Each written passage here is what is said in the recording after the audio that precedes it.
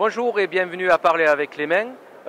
Nous sommes aujourd'hui avec John Bowen qui s'est installé il y a maintenant à peu près 10 ans avec sa femme Lise dans les Hautes-Corbières et qui va nous parler un peu des Hautes-Corbières justement aujourd'hui, de son cépage de prédilection, le Carignan, et qui va aussi nous présenter un de ces Carignans qui lui tiennent particulièrement à cœur. Alors John, pourquoi s'être installé dans les Hautes-Corbières? Parce que il y a des choses là où on s'est installé qu'on ne trouve pas forcément beaucoup ailleurs. Notamment pour passer d'un poste de chef de cave à notre compte, il m'a fallu du vieux Carignan, du vieux Grenache et du calcaire. Et là, dans les Hautes-Corbières, il y a ces trois éléments et il y en a beaucoup. Donc il y a des très belles terres, un potentiel énorme. Et juste pour préciser, les Hautes-Corbières, c'est à peu près mi-chemin entre Narbonne et Perpignan. Donc limitrophe, Languedoc et Roussillon. On est à peu près à 2 km du Roussillon. Voilà. Donc il y a beaucoup de vieilles vignes qui n'ont pas été arrachées pendant les années 80, les années 90 et tout ça. Et ça m'importe beaucoup. Donc ça donne un capital, une richesse de matière qu'on travaille à la cave.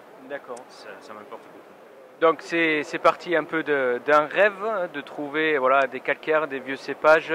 Est-ce que ce rêve il s'est confirmé en 10 ans? Est-ce que tu retrouves dans tes vins ce que tu es venu chercher justement dans ce vieux vignoble?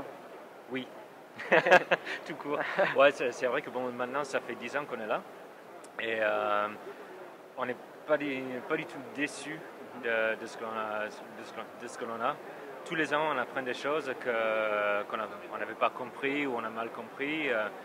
On fait des essais, on pousse. On essaie de se développer. C'est vrai que le côté blanc, on a un peu de grenache blanc, de grenache gris. C'était pas forcément ce qu'on attendait pouvoir faire. Mais ça aussi, c'est une jolie surprise. Une belle expérience. Ouais, voilà. Et là aussi, on apprend beaucoup. D'accord. Alors, dans ton verre, il y a du vin, du rouge. Je suppose que c'est du Carignan. C'est quoi comme cuvée? C'est quoi comme vin? Qu'est-ce qu'on peut dire là-dessus? C'est une cuvée qui s'appelle Carignan tout court. Donc, issue des vignes plantées en 1905 sur du calcaire.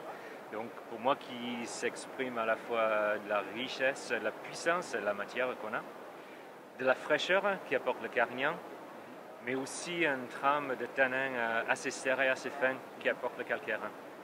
Donc qui fait en tout un vin très équilibré, très fin. Un vin de garde, assez complexe mais intéressant aussi. D'accord. Si tu dis vin de garde, c'est une millésime 2010, 2011. Si tu dis vin de garde, grosso modo, 6 ans, 10 ans, 15 ans? Je pense que pour tous nos vins, on a... je recommence. Le Carignan là, je pense que ça va être au top, à mon goût, au bout de 5-6 ans. Après, on peut appeler ça les vins à long plateau. C'est-à-dire au niveau vieillissement, évolution, c'est long, c'est douce.